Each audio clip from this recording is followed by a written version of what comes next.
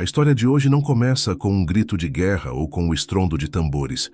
Ela começa com uma brisa, uma leve mudança no ar, um gesto quase imperceptível, um olhar trocado entre duas pessoas que, sem dizer nada, já disseram tudo. Hoje irei contar uma história que atravessa florestas densas, desertos quentes e aldeias envoltas em névoa. É sobre uma arte tribal que falava sem voz e curava sem tocar. Uma linguagem sem gramática, mas carregada de sentido. Um idioma feito de cor, pele, silêncio e movimento. Antes da gente mergulhar nessa história, se esse tipo de conteúdo toca você de alguma forma, aproveita para curtir o vídeo e se inscrever. E me conta nos comentários, de onde você está ouvindo? Que horas são aí? Agora vamos começar a jornada desta noite juntos. Você está parado à beira de uma clareira. O céu está dourado de fim de tarde e o vento dança devagar por entre as folhas. À sua frente, um grupo de pessoas se comunica com sinais de mão, expressões faciais e marcas no corpo. Nenhuma palavra, mas você entende tudo, sente tudo. É como se cada movimento tivesse um significado que você reconhece sem nunca ter aprendido. E é exatamente isso que acontece. As tribos ancestrais de diferentes partes do mundo, da África ao Ártico, da Amazônia à Oceania, desenvolveram sistemas de comunicação que não dependiam da fala. Em muitos casos, o som era um recurso escasso ou até perigoso. Em selvas fechadas, o silêncio era uma questão de sobrevivência. Em desertos abertos, o vento levava embora qualquer voz. Então, eles aprenderam a usar o corpo. Você percebe que a mão levantada, com os dedos abertos, não é só um aceno. É um sinal de estou em paz. O polegar encostado no peito é gratidão. O pé batendo 3 vezes no chão, uma combinação de saudação e reconhecimento do território. Cada gesto foi passado de geração em geração, como se fosse uma dança secreta, memorizada com o tempo e impregnada na carne. A primeira vez que eu vi isso ao vivo foi numa comunidade no Xingu. Eu estava lá para outra coisa. Um documentário sobre rituais agrícolas. Mas uma noite vi 2 crianças brincando. Elas não falavam uma com a outra.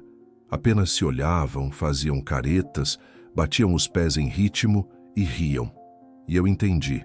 Elas estavam contando piadas, estavam se provocando, só que sem som. E aquilo me prendeu mais que qualquer fala. Os sinais não são arbitrários. Eles nascem do ambiente, do corpo e da cultura. Por exemplo, tribos que vivem em regiões com muitos insetos desenvolveram sinais rápidos e curtos para evitar picadas. Já em áreas mais frias, onde as pessoas vivem mais cobertas, os sinais tendem a ser mais visuais e envolvem objetos. Um bastão, uma faixa colorida, um colar que é movido de posição conforme a mensagem. Você observa que os padrões pintados na pele também falam. Linhas em zigue-zague nos braços indicam que alguém passou pelo ritual da tempestade. Um círculo vermelho no centro do peito é usado em luto. Padrões geométricos no rosto indicam que a pessoa é guardiã dos sonhos, uma função espiritual importante na tribo. Essas marcas mudam com o tempo. Elas contam onde alguém esteve, o que viveu, o que carrega. Mas e se alguém errar o sinal? E se confundir a posição da mão ou a sequência de um gesto? É aqui que entra a beleza do contexto. Nessa forma de comunicação, tudo é relacional. Você não decora frases, você entende situações, como quando alguém levanta a sobrancelha, cruza os braços e você já sabe que ele está duvidando, mesmo sem falar nada. É natural, é humano. As crianças aprendem observando. Elas não são ensinadas formalmente. Elas olham, imitam, acertam, erram e aprendem pela repetição. É como quando você aprende a andar de bicicleta. Ninguém precisa te explicar física ou equilíbrio. Você sente, cai, levanta. Esse aprendizado sensorial é a base da comunicação tribal.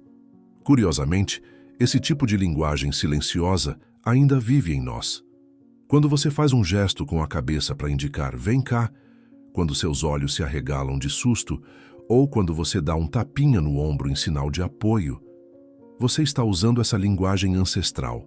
A diferença é que nas tribos ela era consciente, cultivada, refinada. Você nota que alguns gestos são específicos a um clã.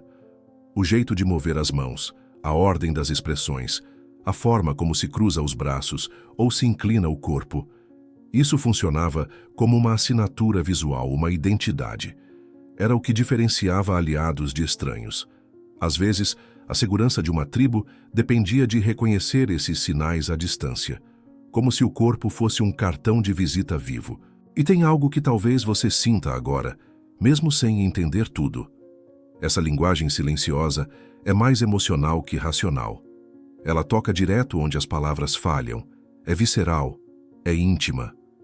Uma mão no peito pode significar amor, tristeza ou devoção. Depende do momento, do olhar, da intenção. E isso não se ensina com gramática. À medida que a noite cai, você percebe que, naquele mundo, o silêncio não é ausência. É presença pura. O silêncio comunica, une, protege.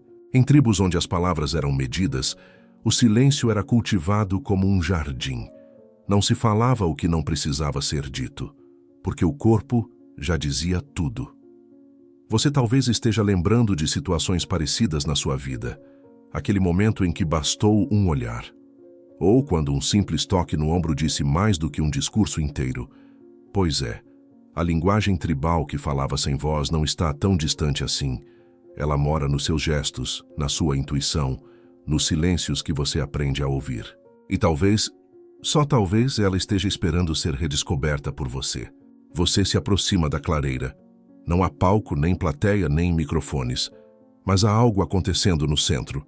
Um grupo de pessoas começa a se mover, lentamente. Cada passo, cada giro de punho, cada inclinação do corpo parece ter um peso, um significado que você não consegue nomear, mas sente. É como se o chão estivesse conduzindo a dança, e não o contrário. A dança tribal não é feita para entreter. É feita para falar com o que não tem nome. Ela nasce do corpo como se o corpo fosse o próprio idioma. E ao invés de palavras, são gestos ritmados. Você vê alguém se abaixar com o rosto em direção ao solo. Outro se levanta com os braços estendidos. É como se narrassem algo invisível. Uma história, uma emoção, uma cura. Os mais velhos dizem que o corpo guarda memórias que a mente não consegue alcançar. E por isso, dançar é lembrar. Não de eventos específicos, mas de coisas mais profundas. Sua ligação com a terra, com os outros, com aquilo que veio antes de você. O corpo se torna tambor do espírito. A batida do pé no chão, os pulsos sacudindo no ar, os ombros tremendo como folhas. Tudo isso fala. Você não sabe exatamente o que cada movimento significa, mas sente a força deles, porque parte dessa comunicação é energética. É como se o corpo falasse diretamente com outra camada sua. Uma parte sua que não depende de dicionários. Você já experimentou isso em festas, talvez, quando a música te pega e você se move sem pensar. Aqui é isso, mas com propósito, com intenção ritualística. Te conto uma coisa que vivi. Durante uma expedição ao norte da Tanzânia, fui convidado para assistir a uma cerimônia dos Maasai. Homens jovens estavam iniciando um novo ciclo. Eles dançavam em círculo, com saltos ritmados e olhar fixo no horizonte. Nada era dito, mas a energia no ar era tão densa que parecia que o tempo parava entre um salto e outro. Era como assistir à conversa de almas, e não de corpos. Muitos rituais de cura usam a dança como medicina. Quando alguém está doente, o curandeiro dança, não ao redor da pessoa, mas por ela. Acredita-se que o movimento cria um campo vibracional que reorganiza aquilo que está desajustado. A doença, nessa visão, é um desequilíbrio energético. E o corpo em movimento, guiado pelos ancestrais, é o instrumento que restaura a harmonia. Você talvez pense, mas isso não é só simbólico? É aqui que as fronteiras entre corpo e espírito se tornam borradas. Porque para esses povos não existe uma separação real. Você é seu corpo é sua história, sua identidade, sua linguagem. E dançar é falar com o invisível através dele. Algumas danças são imitativas, A pessoa dança como o rio, como o leão, como o trovão. Mas não é uma encenação, é uma incorporação. A ideia é se alinhar com aquela força, aquela entidade e trazer parte dela para dentro de si. Como se você emprestasse seu corpo para a natureza se manifestar por alguns instantes. É ritual, é conversa com o mundo. Você percebe que essas danças têm ciclos, começam com gestos contidos, pequenos. Aos poucos, o corpo se solta, gira, expande, até atingir um clímax físico e espiritual. Depois vem a desaceleração, uma volta ao centro, ao silêncio. Isso espelha o próprio processo de cura. Identificar, mover, liberar, repousar. E sabe o que mais? Nem sempre a dança é coletiva. Às vezes, ela é íntima. Uma mulher dança sozinha sob a lua porque precisa se curar de uma perda. Um homem dança em segredo atrás da cabana porque sonhou com algo que não entende. Eles não falam disso depois, mas quem vê, entende. Porque a linguagem do corpo atravessa os muros da privacidade com respeito. Você já tentou dançar sozinho no escuro? Não para fazer exercício, nem para se divertir, mas como forma de escutar o que seu corpo tem para dizer. Nas tradições tribais, essa escuta é cultivada desde cedo. O corpo vira bússola. Se está duro demais, talvez algo dentro esteja preso. Se está tremendo, talvez algo esteja se libertando. E dançar é deixar o corpo dizer o que você não consegue colocar em palavras. Uma vez, numa aldeia no interior do Peru, vi algo que nunca esqueci. Um menino de talvez 8 anos começou a dançar em silêncio ao lado do corpo da avó, que acabara de falecer. Ele não chorava, não dizia nada, mas seus braços se moviam devagar, seus pés deslizavam na terra. Era como se ele estivesse contando para a avó que ela podia ir em paz. Aquilo era despedida, era reza, era homenagem, tudo ao mesmo tempo. Você começa a entender que não é só a dança que comunica. É o corpo inteiro em cada detalhe. O jeito de andar, o ritmo da respiração, o espaço que se ocupa ou se esvazia. As tribos enxergam isso com clareza. Elas sabem que um corpo fala mesmo parado e que o silêncio entre 2 passos pode ser mais expressivo que o salto em si.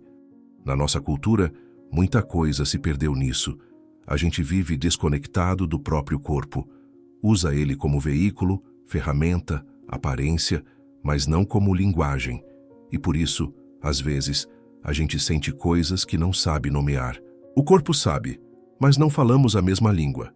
Talvez agora você esteja prestando mais atenção no seu próprio corpo. Sentado, respirando, com pequenos ajustes de ombro, pescoço, coluna. Pois é, ele está tentando dizer algo. Está sempre tentando. E os povos tribais sabiam escutar. Você pode não estar numa clareira sagrada, mas mesmo aí onde está, seu corpo ainda tem voz. E às vezes, tudo o que ele precisa é de espaço para dançar. Você ainda sente o eco da dança no ar, mesmo depois que os corpos pararam de se mover. Como se algo tivesse sido ativado e ainda vibrasse em você. E então, os olhos da tribo se voltam para outro tipo de expressão, não o gesto, mas a cor, não o movimento, mas a pintura. É o momento em que a pele se torna tela, e cada traço conta uma história que só pode ser lida com o coração aberto. Os povos tribais não pintavam o corpo por vaidade ou estilo. Cada cor tinha um propósito, cada linha, uma função. Você vê uma mulher com o rosto pintado em faixas verticais pretas e vermelhas, um homem com espirais azuis nos ombros, crianças com bolinhas amarelas espalhadas pelo peito. Nada ali é aleatório. Os pigmentos vinham da terra, das plantas, das cinzas. Cada um carregava não só cor, mas energia. O urucum, por exemplo, aquele vermelho vibrante extraído da semente, era usado não apenas como tinta, mas como proteção espiritual. O genipapo, que escurece em contato com a pele, servia como amuleto visual contra energias pesadas. Quando você vê alguém coberto desses símbolos, não está vendo só tinta, está vendo um escudo, uma prece, uma lembrança. Lembro de quando fui até uma aldeia no Alto Rio Negro, na Amazônia. Um ancião me mostrou com paciência como preparar a tinta de carvão vegetal. Era um ritual em si. Nada industrial, tudo feito com mãos cuidadosas. Ele desenhou uma linha em meu braço. Uma linha simples. E disse: agora você carrega um caminho, não é seu ainda, mas quando for, a linha saberá. Eu não entendi na hora, mas depois percebi. Aquela tinta era uma profecia. Você começa a perceber que pintar o corpo não é apenas decorar, é declarar, é dizer ao mundo: eu sou parte disso, parte de uma linhagem, de uma história, de uma luta, de um tempo. As pinturas corporais também marcam ciclos. A primeira menstruação, o nascimento do filho, a caça bem-sucedida, o luto, a chegada da estação das chuvas. O corpo vira calendário, testemunho, documento vivo. Há regras não escritas sobre quem pode usar o quê. Um jovem guerreiro não usa os mesmos padrões de um pajé. Uma viúva recente não pinta os olhos. Uma criança só pode usar determinadas cores até atravessar certos ritos. Esse código visual, mesmo silencioso, é compreendido por todos. E se alguém quebra esse código, o erro não passa despercebido. Porque nesse universo, cada cor carrega peso e cada símbolo tem dono. Você observa que a aplicação da tinta também é um ato social. Ninguém se pinta sozinho. Sempre há outra pessoa, geralmente alguém íntimo, que desenha os padrões. Isso cria uma ligação forte. Pintar alguém é ver seu corpo como sagrado, é tocá-lo com intenção. É como se, por alguns minutos, você se tornasse guardião da alma daquela pessoa. E tem mais. A pintura é efêmera. Com o tempo ela desaparece. Lava-se na chuva, se apaga com o suor, se desfaz no dia seguinte. Mas isso faz parte do poder. Porque, ao contrário do que você pode pensar, o valor da tinta tribal não está em durar, está em ter existido. O momento que ela marcou foi vivido. E agora segue, como as pegadas na areia que o rio leva, mas a alma lembra. Te conto algo que me marcou profundamente. Uma vez, observei uma mulher pintar um bebê recém-nascido com linhas finas de argila branca. Ela o fazia com tanto cuidado que parecia bordar o silêncio. Quando terminou, ela olhou para o céu, para o chão e depois beijou a testa da criança. Era como se dissesse: você está protegido, você está visível ao mundo. E ali, naquele gesto, não havia superstição, havia amor ancestral. Você sente que algo nessa arte fala com uma parte sua que também precisa se pintar de vez em quando. Não com tinta, talvez, mas com gestos simbólicos. Quando você escolhe uma roupa num dia difícil, quando você muda seu cabelo depois de um luto, quando você escreve algo na pele porque precisa lembrar que está vivo. Isso é uma forma moderna da mesma tradição. O corpo pedindo para ser expressão. Os desenhos também servem como mapas internos. Algumas tribos acreditam que certos traços ativam pontos de energia, que certas formas ajudam a abrir a mente ou acalmar o coração ou lembrar os sonhos. Não são só enfeites, são bússolas psíquicas. E cada um aprende a ler o próprio corpo como quem lê uma carta antiga, com respeito, com escuta, com mistério. Você percebe que muitos símbolos se repetem em culturas distantes. O espiral, por exemplo, está nos povos da Nova Zelândia, da África, das Américas. Um traço que representa o tempo, a origem, o retorno. Como isso aconteceu? Talvez porque o corpo humano é o mesmo em todos os cantos, e ele fala com imagens universais, mesmo que em dialetos diferentes. Na sociedade moderna, a gente ainda faz isso sem perceber. Tatuagens, piercings, maquiagem, pintura facial em festivais, até a escolha das cores da roupa. Tudo isso ecoa essa arte tribal. Só que com menos consciência. A diferença está em saber que cada cor pode ser um recado, cada símbolo, um pacto. Agora imagine por um momento, se você tivesse que contar sua história de hoje apenas com traços no corpo, o que desenharia? Que cor usaria para mostrar sua dor? Que forma teria a sua esperança? É um exercício simples, mas poderoso, porque te obriga a traduzir o invisível em imagem. E talvez seja isso que os povos antigos sabiam fazer melhor do que nós: transformar emoção em traço, tornar o invisível visível. Você olha de novo para as pessoas à sua volta. Não há espelhos ali. Ninguém está se admirando. Estão apenas sendo, carregando nas tintas o que não cabe na boca, E é ali que você entende. Essa arte tribal fala sem voz porque vem de um lugar onde a palavra não alcança. Você acorda no meio da noite, em uma rede trançada com cipós e algodão cru. O ar é denso, morno, e lá fora há uma vibração que pulsa na escuridão.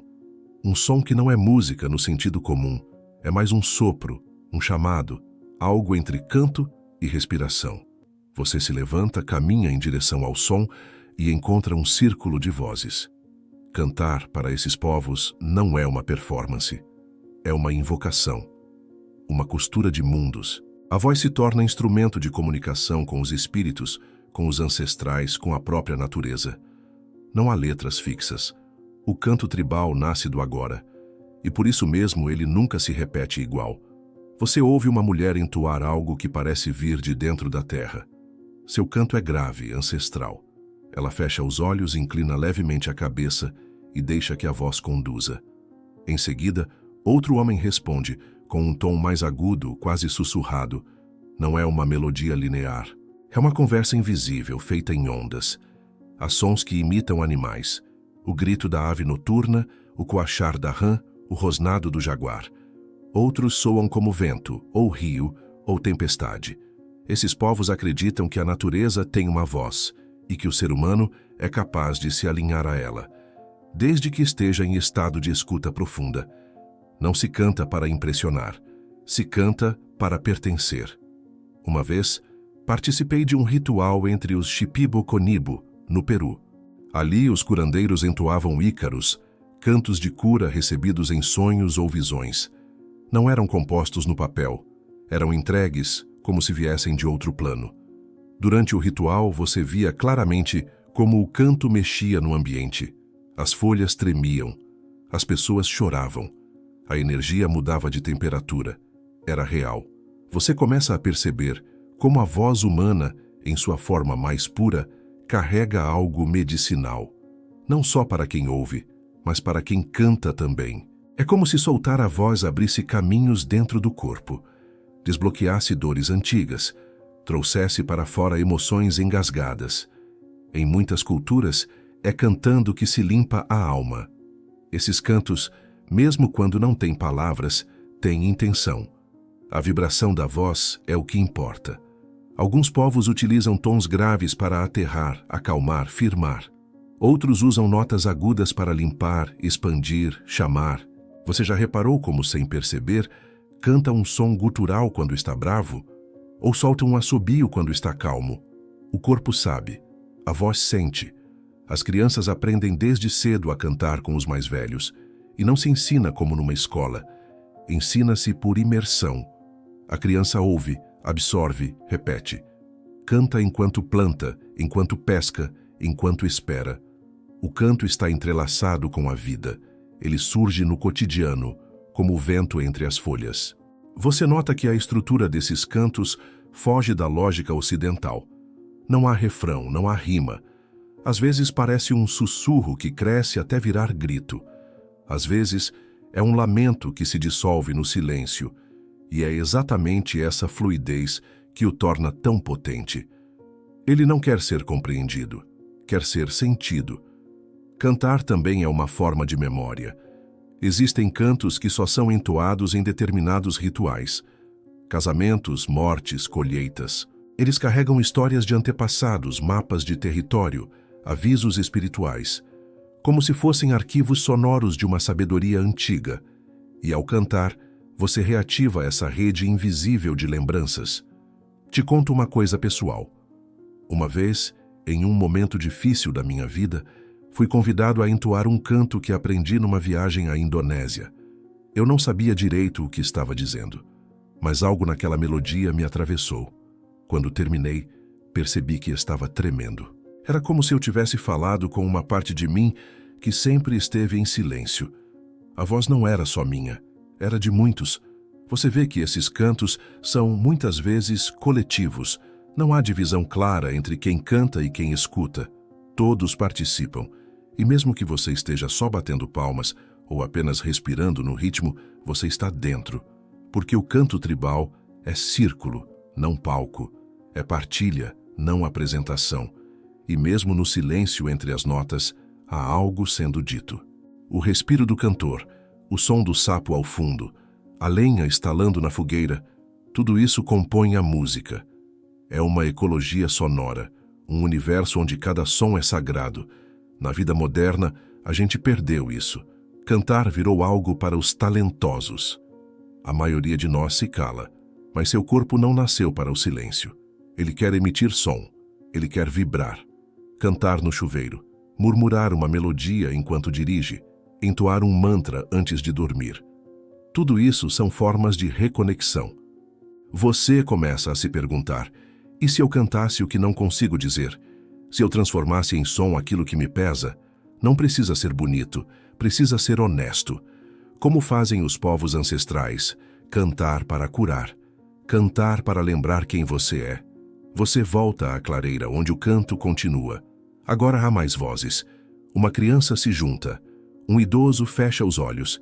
E você, sem perceber, começa a entoar também. Uma nota tímida, mas viva. E é ali que você entende.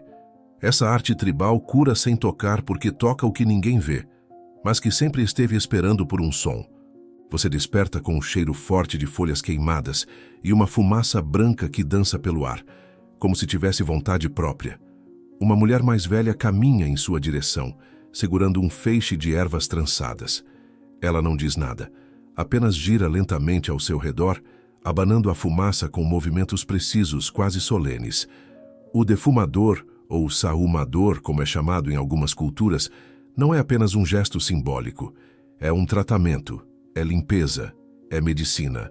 Aquela fumaça carrega mais do que o aroma das folhas. Ela leva embora o que está pesado, o que não é mais seu, o que adoece por dentro, sem nome.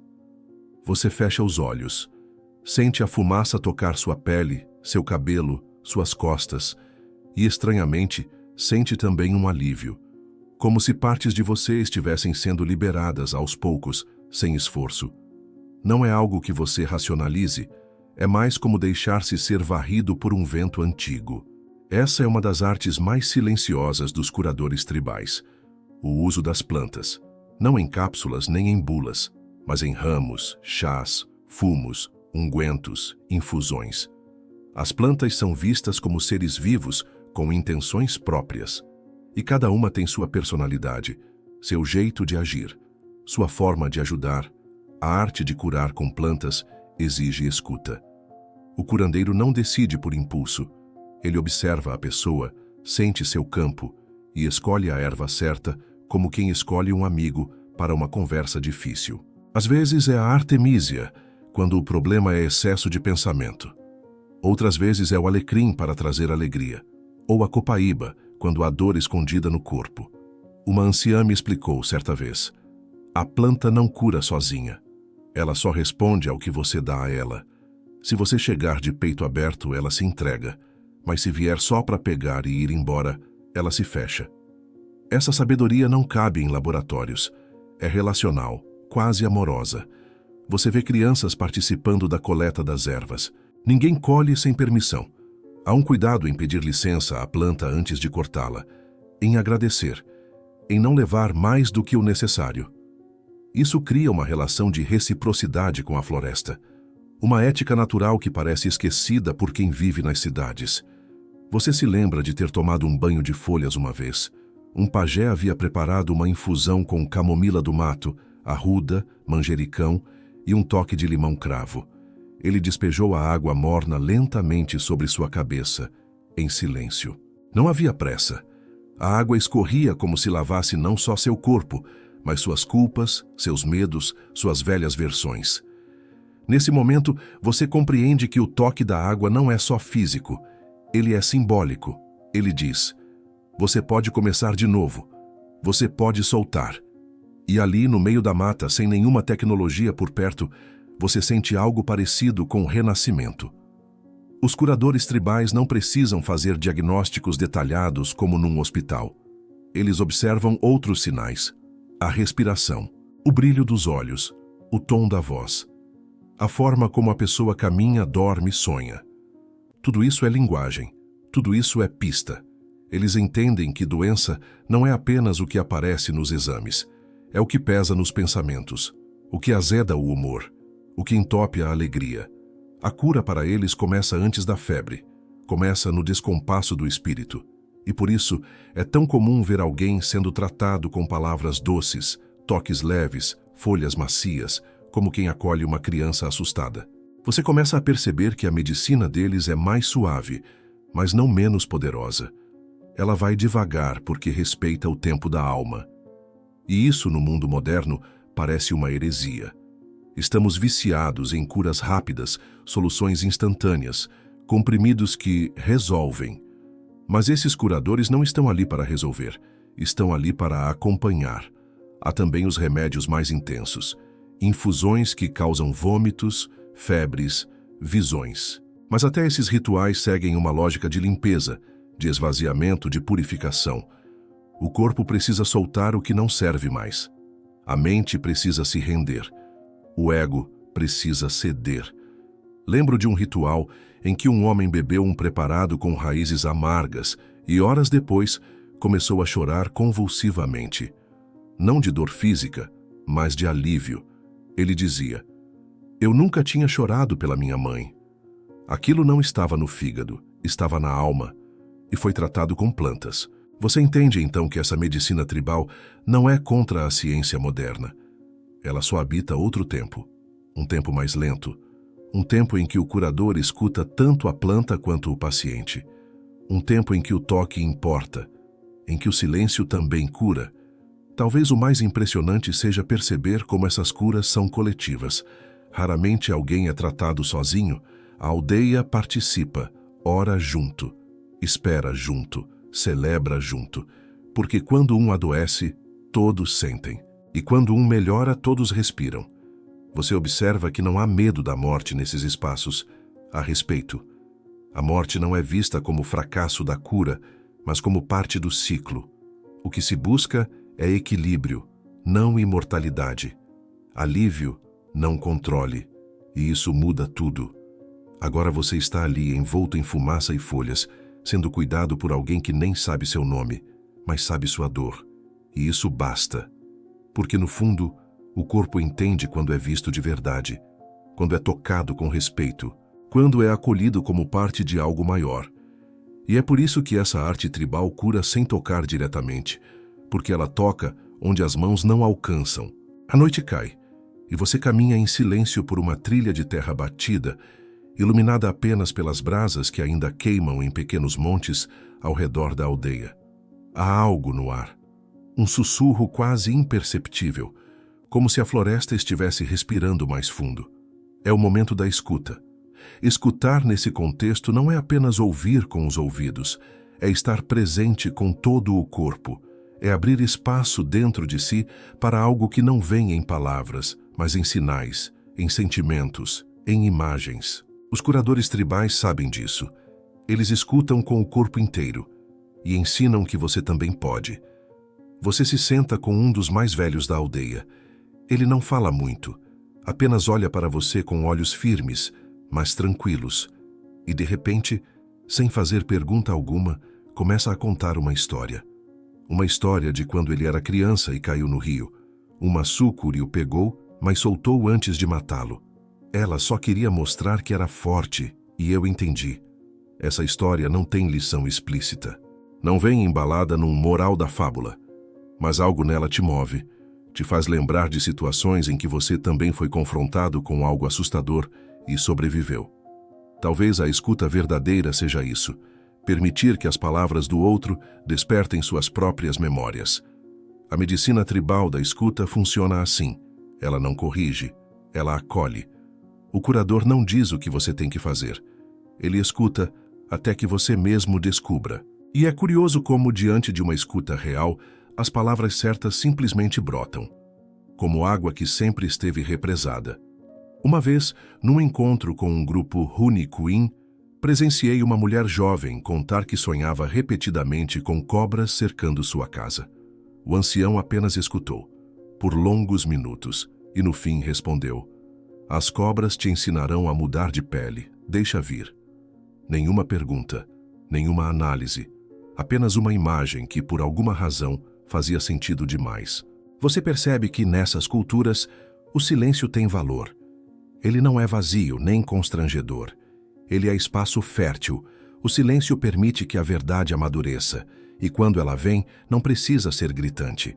Pode vir num sussurro, num gesto, num sonho. Aliás, os sonhos são parte importante dessa escuta. Não apenas os que você tem dormindo, mas também aqueles que vêm nos momentos de devaneio, de quietude. Para os curadores tribais, sonhar é um estado de sabedoria. É quando o espírito fala sem censura.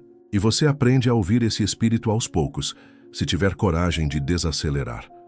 Você se lembra de uma noite em que, após um ritual de silêncio, sonhou que estava num barco pequeno atravessando um rio de leite. Do outro lado, sua avó esperava. Ela te sorria sem dizer nada. E aquilo, de algum modo, curou algo que você nem sabia que doía. Nos rituais, muitas vezes, a fala é interrompida, não como punição, mas como prática. A escuta se intensifica quando você para de falar. E é impressionante como, ao longo de alguns dias, o mundo interno começa a berrar. Coisas que estavam abafadas por barulhos de fora começam a surgir. Medos antigos, vontades esquecidas, palavras que você nunca ousou dizer em voz alta. Mas os curadores não têm pressa. Eles sabem que, para escutar alguém de verdade, é preciso mais do que ouvidos atentos. É preciso compaixão. É preciso não querer resolver o outro. É preciso ficar ao lado dele, mesmo quando tudo está confuso. Você já reparou como às vezes tudo o que você precisava era que alguém dissesse, "Tô aqui"? Sem conselhos, sem soluções, só presença.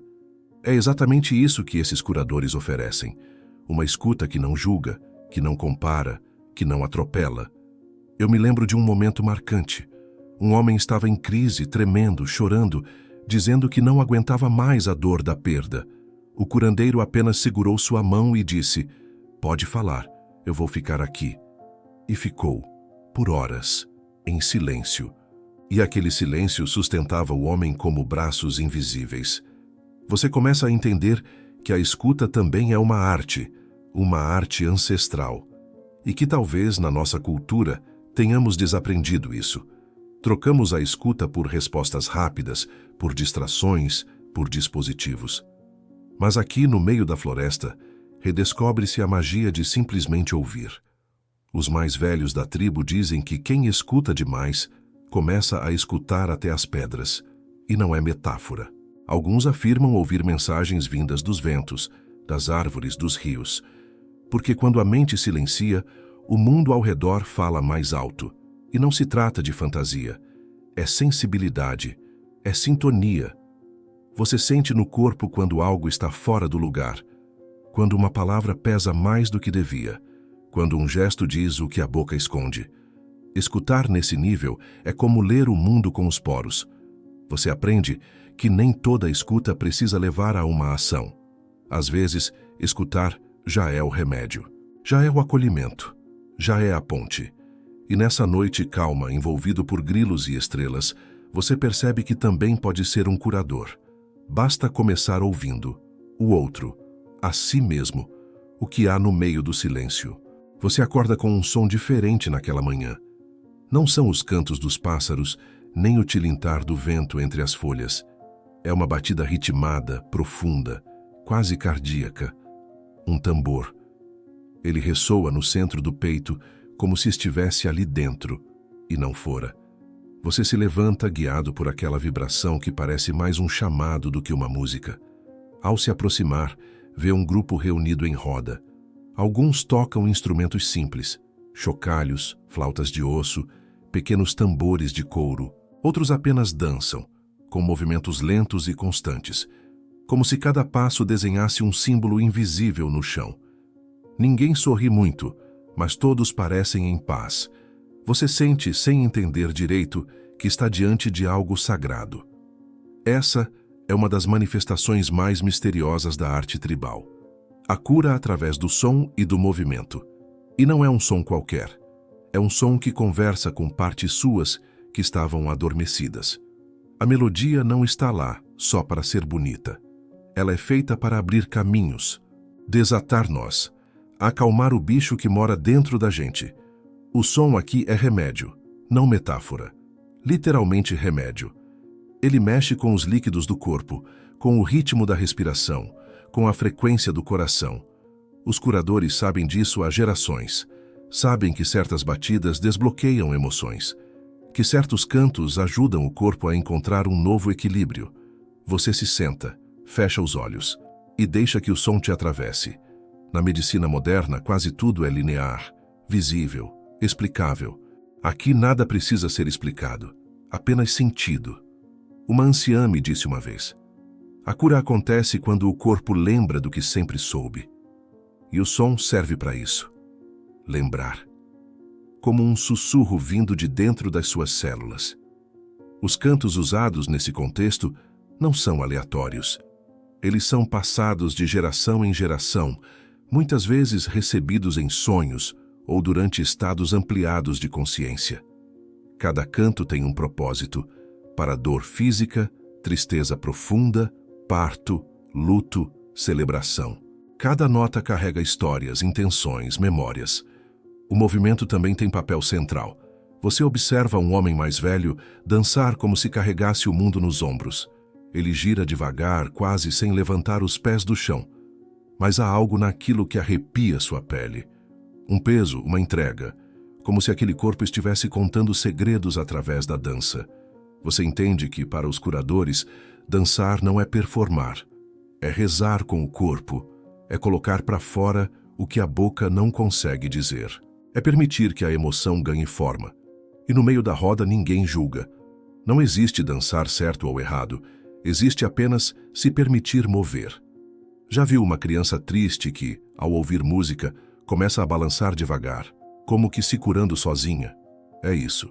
A sabedoria tribal apenas amplifica esse instinto.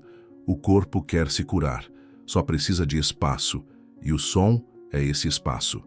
Algumas culturas usam instrumentos específicos para estados alterados de percepção. Chocalhos que imitam o som de cobras. Flautas que lembram o assobio do vento nas cavernas. Batidas que sincronizam o cérebro com padrões mais lentos. O chamado estado teta, em que a mente entra num fluxo profundo, quase de transe.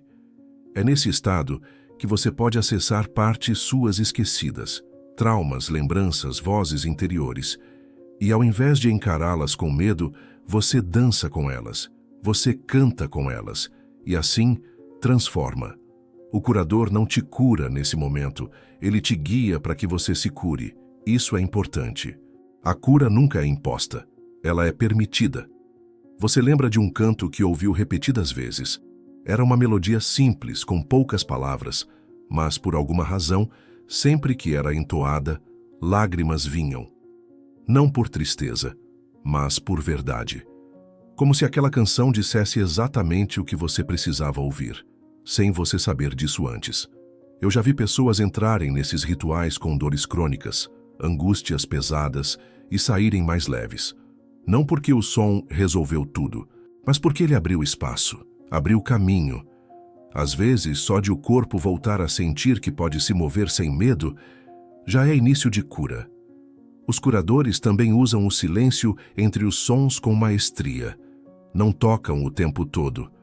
Há pausas, respiros, momentos em que o grupo para, ou senta, ou apenas escuta o som da mata.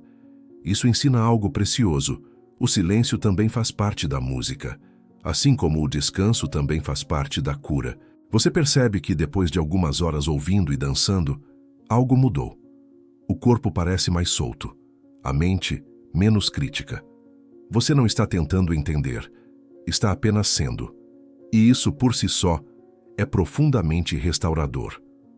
Os mais velhos dizem que cada corpo tem um ritmo próprio e que às vezes a doença vem quando esse ritmo é perdido. O papel do som e do movimento é reencontrar esse compasso interior, trazer o corpo de volta para si, fazer com que ele volte a confiar no próprio pulso. Nesse momento você está lá, no centro da roda, os pés tocando a terra quente, o tambor ecoando no peito, o corpo se mexendo sem esforço, e tudo parece alinhado. Você, o som, o vento, a noite. Nada dói, nada pesa. Há só um pulso, e você pulsa com ele. Você acorda com os primeiros raios de sol, filtrando pelas frestas da palha do teto. Algo em você mudou. Está mais calmo, como se os pensamentos tivessem parado de gritar. Você ainda sente no corpo a memória da dança, da batida, do calor dos outros corpos se movendo ao seu redor. E naquele silêncio suave da manhã, você se pergunta: como é possível tudo isso sem um toque? Como essas pessoas curam com presença, canto e intenção, mas sem nem encostar em você? É aí que você começa a perceber. O toque que cura, para essas culturas, nem sempre vem pela pele. Ele vem pela energia, pela atenção, pelo que não é visível. Os curadores tribais falam com frequência sobre o corpo de luz, um campo sutil que nos envolve, onde se armazenam emoções, memórias, traumas. É nesse corpo invisível que eles atuam, e você começa a notar. Quando um curador se aproxima, mesmo sem dizer nada, algo muda. A temperatura ao redor, a vibração no ar, a sensação de estar sendo visto de verdade. Você sente isso ao sentar perto de uma mulher mais velha, que todos chamam de guardiã das histórias. Ela não te pergunta nada, apenas senta ao seu lado e fecha os olhos. E por algum motivo que você não saberia explicar, sua garganta aperta. Como se toda a vontade de chorar que você segurou por meses quisesse sair de uma vez. Ela não diz nada, mas você sente que está seguro.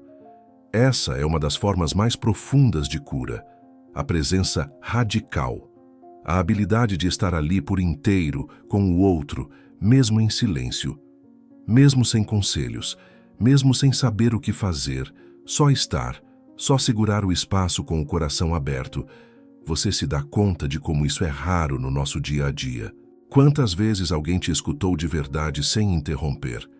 Quantas vezes alguém te olhou nos olhos com compaixão, sem tentar consertar você? Poucas, muito poucas. Os curadores sabem que não é o toque físico que mais cura. É o toque energético, intencional. É o olhar que não julga. É a escuta sem pressa. É a presença que não se impõe. Às vezes, tudo que uma pessoa precisa é saber que não está sozinha. Um velho pajé me explicou certa vez. O espírito adoece quando se sente separado. Da natureza, da comunidade, de si mesmo. Nossa função é lembrar a pessoa de que ela faz parte. E é isso que você sente. Aos poucos, como quem vai voltando de uma viagem longa, você se lembra de que não está sozinho. A técnica usada por muitos desses curadores é simples, mas profunda. Eles observam, sentem, respiram junto com você. Alguns cantam, outros apenas mantêm o silêncio, mas todos projetam uma intenção muito clara: estar com você, na sua dor, no seu medo, na sua confusão, e isso por si só já começa a curar. Você se lembra de uma noite em que ficou isolado, com um nó no peito que não passava. Um dos curadores se aproximou, sentou ao seu lado e disse: "Eu estou aqui. Pode não falar. Só respira comigo." E ali ficaram, por horas, respirando, em sincronia. E quando o nó desfez, não foi porque alguém te deu uma resposta. Foi porque alguém ficou com você até que você mesmo encontrasse sua saída. Essa é a essência da cura sem toque. Ela se baseia em confiança, em tempo, em amor sem urgência. Ela não tem a ver com manipular, tem a ver com permitir, e isso exige coragem, porque acompanhar alguém no sofrimento sem tentar consertá-lo é uma das coisas mais difíceis e mais poderosas que alguém pode fazer. Você aprende também sobre os limpadores de campo. São curadores que trabalham apenas com energia. Eles usam ervas, fumaça, sopros, cantos, às vezes gestos com as mãos no ar. Nada encosta em você, mas você sente como se algo estivesse sendo tirado, dissolvido, reorganizado.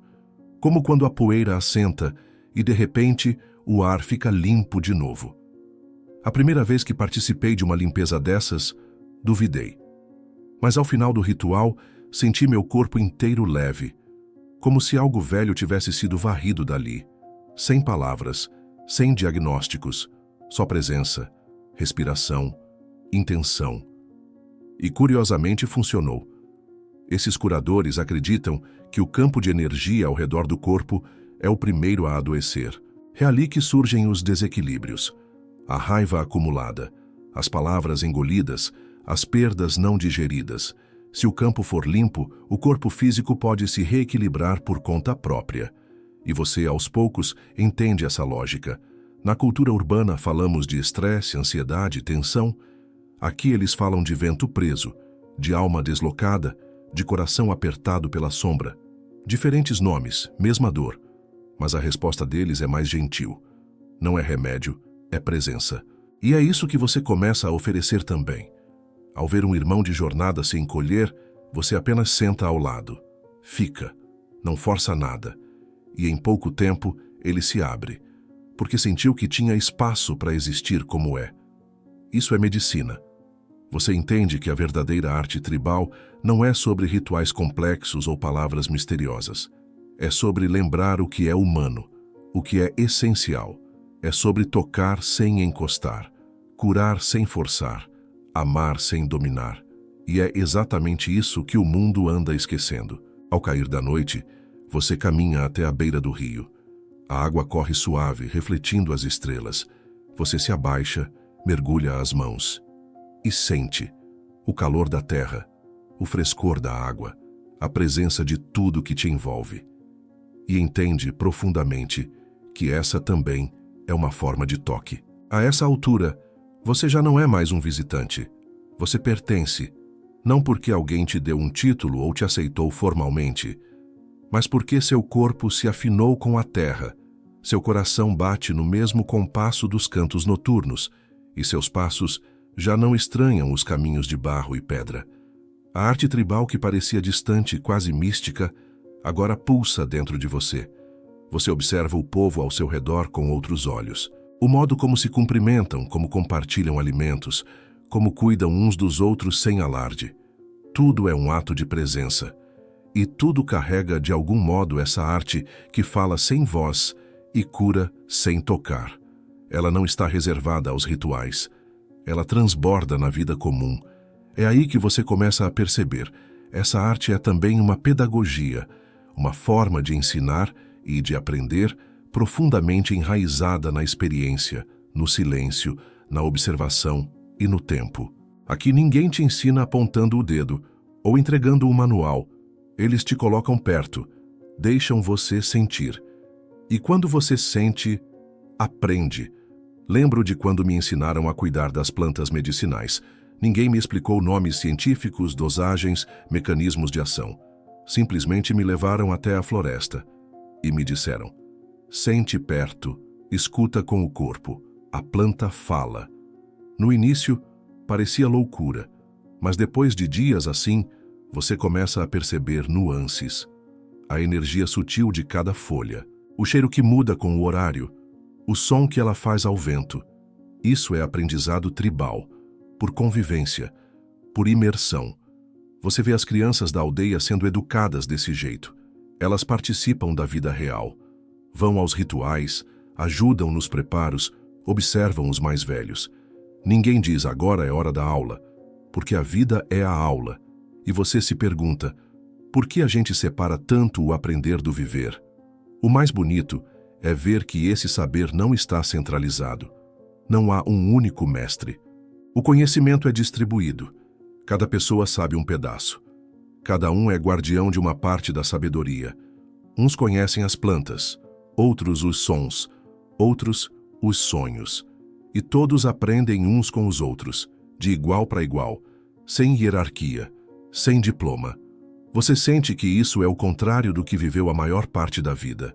Na cidade, o conhecimento costuma ser poder. Aqui, o saber é serviço. Quem sabe mais, serve mais, ensina mais, cuida mais. E não há orgulho nisso, há responsabilidade. E talvez seja isso que mais te emociona, a humildade com que essa arte é vivida. Não é show, não é produto, não é performance, é vida, é respiração. É o modo como se embala um bebê, como se olha nos olhos de quem está triste, como se canta baixinho para uma panela de mingau. Tudo tem intenção, tudo é cuidado. Você aprende também que o conhecimento é transmitido por histórias. Os mais velhos contam causos à beira do fogo, em longas noites onde o tempo desacelera. E essas histórias não vêm com lições explícitas. Elas vêm com metáforas, com pausas, com silêncios, e você só entende de verdade dias depois, quando vive algo parecido. Uma noite, escutei a história de um homem que tentava capturar o vento com uma peneira. Todos riram. Mas depois percebi que era sobre o controle, sobre como a gente tenta controlar o que é invisível, indomável. E a cura começa quando a gente solta, quando para de peneirar o ar e começa a respirar com ele. Você se dá conta de que a arte tribal não é só feita de cantos e pinturas. Ela está no jeito de viver, no respeito à ciclicidade, no entendimento profundo de que tudo tem seu tempo. Nascer, crescer, adoecer, morrer, renascer.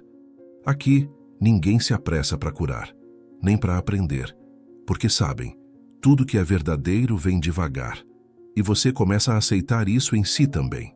Suas dores, seus atrasos, suas bagunças internas, tudo começa a parecer parte. Não um problema a resolver, mas uma fase a atravessar. E os curadores, com seu silêncio cheio de presença, parecem sussurrar: está tudo bem. Até isso que dói faz parte do caminho. Uma vez, durante um longo ritual, você viu um homem cair de joelhos e chorar por horas. Ninguém foi interrompê-lo. Ninguém tentou consolá-lo. Mas todos ficaram por perto. Seguraram o espaço. Cantaram baixo. E quando ele terminou, foi abraçado, alimentado, ouvido.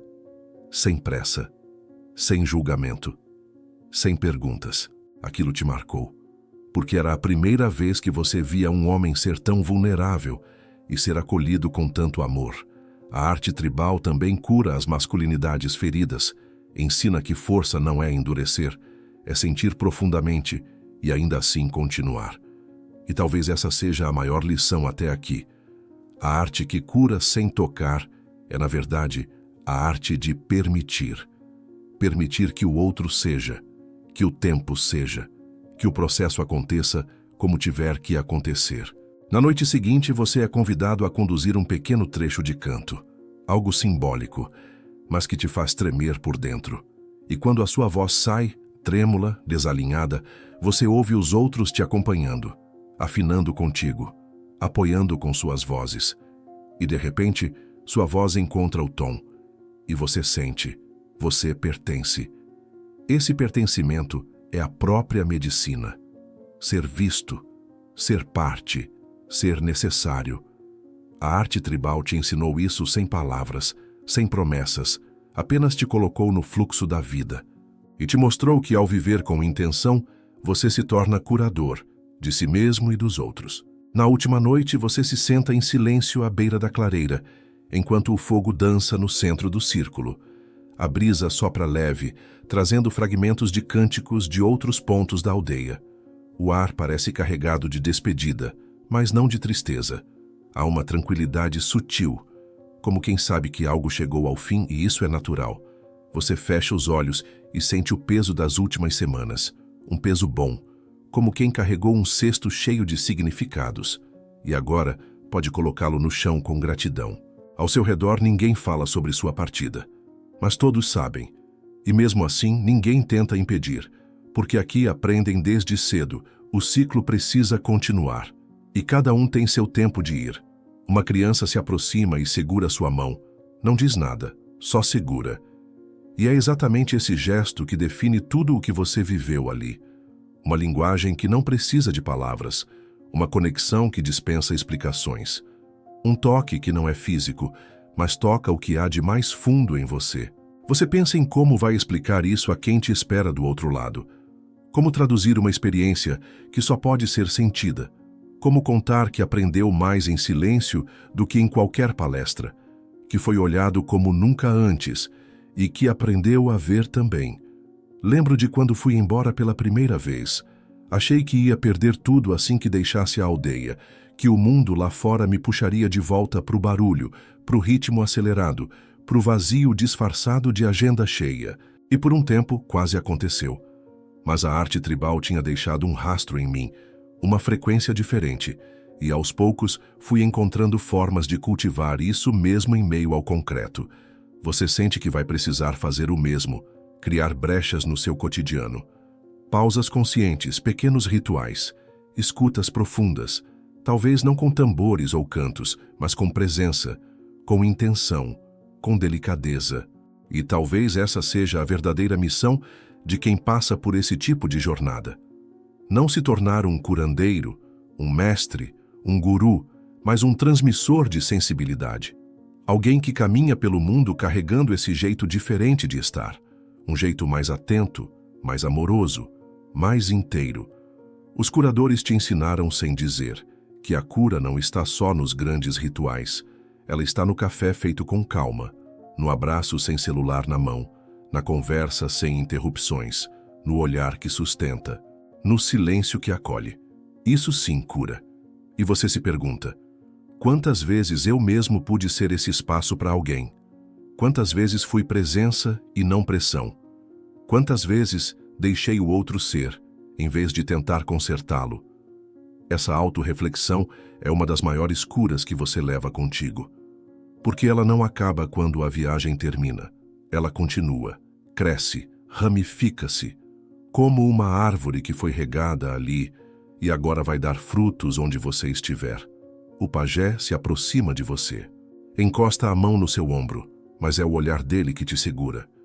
Ele não diz adeus, só diz, leve contigo o que sentiu e compartilhe como puder. E você entende. A arte tribal não é algo que se repete, é algo que se transforma em você, que se expressa conforme seu caminho. E essa é a beleza. Ela continua viva, enquanto você viver de forma viva. Na manhã seguinte, quando você começa a se afastar, não há despedidas dramáticas, apenas acenos suaves, sorrisos silenciosos e uma certeza compartilhada. Os vínculos que realmente curam não dependem da distância. Eles seguem vibrando. Enquanto caminha pela trilha que leva de volta ao mundo de antes, você percebe que algo mudou para sempre, e não precisa correr para aplicar tudo, nem se apressar para ensinar. Basta viver diferente, respirar diferente, olhar diferente, e nesse gesto simples já estará curando, sem tocar, sem falar. Você lembra do velho ditado tribal que ouviu no início da sua jornada? A medicina verdadeira é aquela que não se vê, mas se sente. Agora você entende. Agora que a história chegou ao fim, você pode deixar o corpo repousar um pouco mais, sentir os próprios ombros soltarem, as pálpebras relaxarem, o peito se abrir só o suficiente para acolher o que ficou da jornada. Porque mesmo que o vídeo termine, algo aí dentro continua se movendo. Talvez você tenha reconhecido fragmentos seus nessa história. Talvez tenha sentido saudade de algo que nunca viveu, ou apenas um conforto suave, como uma brisa morna na pele. Seja como for, o que importa agora é deixar isso assentar, sem pressa, sem entender tudo. Às vezes as curas mais profundas não fazem barulho. Elas se infiltram pelos poros da alma e se instalam devagar, como quem pede licença. E quando você menos espera, está mais leve, mais sereno, mais presente. Então respire fundo, uma vez, 2, 3. Lembre-se, você também carrega essa arte, mesmo sem rituais, mesmo sem tambores. Sempre que olha com compaixão, escuta com entrega ou permanece com alguém no silêncio. Ali ela vive e floresce. E quando a noite cair de novo, talvez você se lembre disso. Talvez caminhe mais devagar. Talvez escute o vento com outros ouvidos. Talvez encontre beleza no que antes passava batido. E com isso, quem sabe, toque o mundo, mesmo sem encostar. Boa noite.